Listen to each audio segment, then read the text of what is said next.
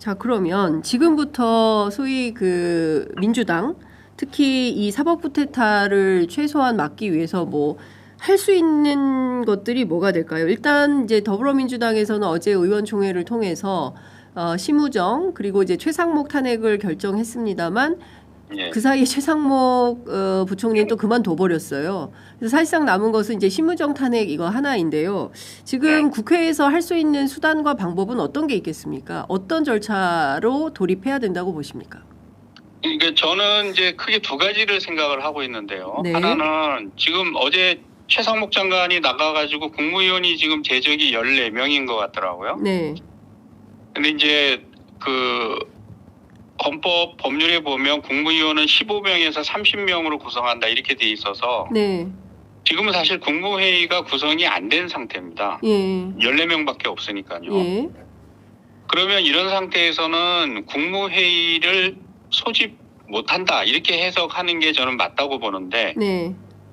윤석열 정부에서는 이제 법제처에서 낸 의견을 근거로 해서 예. 국무위원 11명이 참석을 하면 예. 국무회의를 열 수 있고 거기에서 의결도 가능하다 이렇게 보고 지금까지 그렇게 해왔던 것 같더라고요. 네. 그러니까 이게 이제 왜 중요하냐면 예. 저는 근본적인 해결 방법은 공직선거법 250조 1항 지금 이재명 전 대표에게 그 적용된 조항이죠. 예. 이거를 저는 삭제해야 된다고 저는 주장을 하거든요. 제가 예. 논문도 그렇게 썼고요. 네. 그래서 만약에 이 250조 1항을 삭제하는 개정안을 국회에서 통과시키면 예. 행정부에서 이것을 거부권을 행사를 할 것 아닙니까? 네. 그 이제 국무회의가 성립이 안 되면 거부권 행사를 못 하니까. 그러네요. 14일인가 지나면 이제 국회의장이 그 법안을 공포하게 돼 있거든요. 네. 그래서 그 법이 개정이 돼버리고 250조 1항이 삭제되면 사실 이 재판은 그냥 면소 판결로 종결이 돼버립니다. 네. 처벌 조항이 없어지기 때문에. 예. 그래서 저는 일단 국무회의 소집을 불가능하게 만들고 네. 법을 개정하는 것이 가장 확실한 방법이다. 그래서 거부권 행사 못하게. 예, 거부권 행사를 못하게요. 예. 그래서 지금 14명이기 때문에 네. 14명으로도 여전히 국무회의 소집이 가능하고 거부권 행사가 가능하다 이렇게 본다면 저는 국무위원 4명을 더 탄핵을 해야 된다고 봅니다. 국무위원 4명 더 탄핵을 예, 해라. 그렇게 예. 해가지고 10명만 남으면 이제 사실상 국무회의는 기능 불능 상태에 예. 빠지는 거거든요. 네. 그런 방법이 하나가 있고 예. 또 하나는 판사를 탄핵하는 겁니다. 판사 탄핵. 예. 예, 지금 고등법원 파기환송심이 이제 고등재판부인데 네. 거기에서 법에 정해진 일련의 절차들이 있지 않습니까? 서류도 송달을 해야 되고 피고인이 참석도 해야 되고 네. 그다음에 이유서 제출할 기간도 줘야 되고 뭐 이렇게 해야 되는데 이거를 무시를 하고 막 내달린다. 네. 이러면 저는 고등재판부 판사들을 다 탄핵을 해야 된다고 봅니다. 그거는 헌법과 법률에 정해진 어떤 절차나 피고인의 방어권을 침해하는 행위이기 때문에 예. 그래서 고등재판부 판사들을 탄핵을 하게 되면 네. 상당 기간 이 사건을 고등재판부에 묶어둘 수가 있는 거거든요. 네.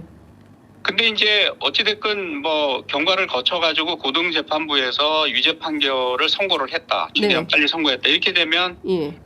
아까 제가 말씀드린 것처럼 재선거 여부를 결정하기까지 피고인한테 7일의 시간이 주어지거든요. 그렇죠. 7일. 그 기간에 저는 조희대 대법원장과 나머지 그 유죄 판결에 찬성 의견을 던졌던 10명. 9명의 네, 대법관들을 9명. 전부 다 탄핵을 시켜야 된다고 봅니다. 예. 그러니까 대법관들을 탄핵을 시키면 대법원이 더 이상 재판할 수 없는 기능 불능 상태에 빠지기 때문에 네. 그 유죄 판결을 확정을 못 시키거든요. 그렇게 되면 저는 대선을 넘길 수가 있고 대선을 통해서 이제 이재명 대표가 만약에 대통령이 된다면 네. 그 이후에는 다시 저는 공소법 개정을 해가지고 250조 1항을 삭제를 해야 된다. 예. 이렇게 해버리면 예. 대통령이 된 이후에도 뭐 헌법 84조에 따라서 유죄 그 법원 재판을 계속 할 수 있느냐 없느냐 이 논란은 저는 원천적으로 없앨 수 있다고 생각을 하거든요. 네네. 250조 1항은 많은 학자들이 지적하듯이 이게 민주주의 선거제도에 맞지 않는 규정이에요. 더군다나 이재명 대표는 지난 대선에서 낙선을 네. 했잖아요. 그렇죠. 예. 그러니까 설사 그 일부 발언이 부정확했다 할지라도 그건 이미 유권자의 심판을 받은 거예요. 네. 당선된 사람에 대해서 허위 발언을 근거로 해가지고 뭐 당선 무효냐 유죄냐 이런 것을 판단하는 건 몰라도 네. 이미 낙선을 해서 정치적 심판을 다 받은 사람한테 다시 이 사건을 끌고 들어가지고 차기 대선에서 피선거권을 박탈하겠다고 덤비는 것은 네. 저는 이건 명확하게 잘못된 어떤 공무담임권이라든가 국민 주권을 침해하는 위헌법률 조항이라고 저는 생각을 네. 하거든요. 그래서 저는 민주당과 새 정부가 이 조항은 빨리 삭제를 하는 것이 맞다. 맞다. 예. 예. 이게 지금 상황에서는 결국 나라의 운명과 나라의 주인을 뭐 주인이라고 하면 이상하지만 하여튼 나라의 공복, 국민들을 위해서 봉사하는 공복을 국민이 뽑는 게 아니고 판검사들이 결국 뽑는 지금 상황이 돼버리는 거예요. 이게 명백하게 국민 주권주의에 반하는 지금 조항이고 제도입니다. 지금 네. 시스템이. 자, 교수님 근데 그 보수 언론 그리고 예. 뭐 국민의힘 쪽에서 세상에 뭐 줄탄핵을 판사들까지 그리고 남아 있는 국무위원들까지 다 탄핵을 시키려는 거냐라고 여론전을 할 때 해야죠. 그렇게 하면 어떻게 대응을 해야 된다고 보세요?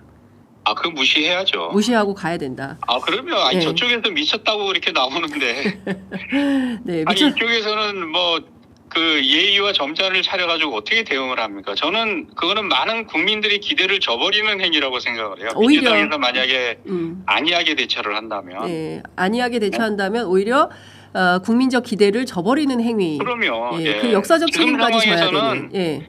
정말 비상한 수단으로 비상하게 대처를 해야 됩니다. 이게 절대 보통 평시 상황이 아니에요. 예. 쿠데타가 지금 진행되고 있는 상황이기 때문에 예.